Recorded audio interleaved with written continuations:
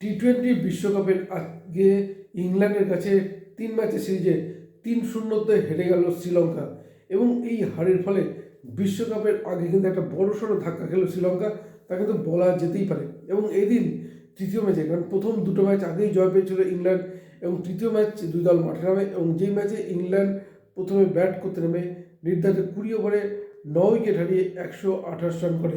এবং ইংল্যান্ডের ব্যাটসম্যানদের মধ্যে যদি আমরা বলি, জস বাটলার করেন 21 বলে 25 রান এবং শ্যাম করন করেন 48 বলে 58 রান।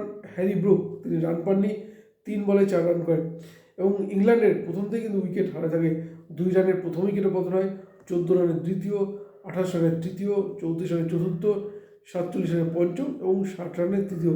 এবং তারপরে কিছুটা খেলা ধরেন শ্যাম করন এবং জস বাটলার এবং শেষ পর্যন্ত ইংল্যান্ডের ইনিংস শেষ হয় কিন্তু 128 রানে, 9 উইকেট হারিয়ে 128 রান। যদি আমরা অস্ট্রেলিয়ার বোলারদের শ্রীলঙ্কার বোলারদের মধ্যে আমরা দেখি, তাহলে দিমান্ত চামিরা পান 24 রানে 5 উইকেট এবং পাথিয়ানা পান 27 রানে 2, এবং যার জন্য শ্রীলঙ্কার সামনে টার্গেট থাকে 129 রানে। এরপরেই খেলতে নামে শ্রীলঙ্কা, কিন্তু প্রথম থেকেই পরপর উইকেট হারাতে থাকে। যদিও শ্রীলঙ্কা কিন্তু জয়ের খুব কাছাকাছি পৌঁছে গিয়েছিল।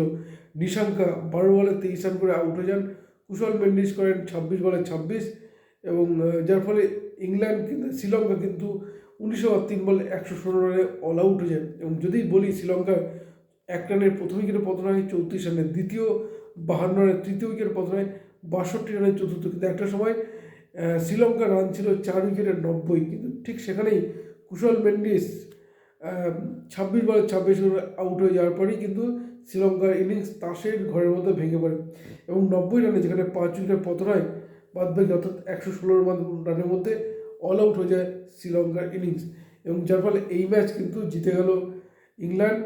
এবং এই জয়ের ফলে আমি যদি বলি, এই জয়ের ফলে আগামী যে টি-20 বিশ্বকাপ হতে চলেছে, অর্থাৎ 7ই ফেব্রুয়ারি যে বিশ্বকাপ শুরু হতে চলে, সেই বিশ্বকাপের আগে ইংল্যান্ডের আত্মবিশ্বাস কিন্তু অন্তত অনেকটাই বাড়িয়ে দেওয়া আজকে। আপনাদের কী বলেন? আপনাদের মতামত জানাতে পারেন আমাদের কমেন্ট বক্সে।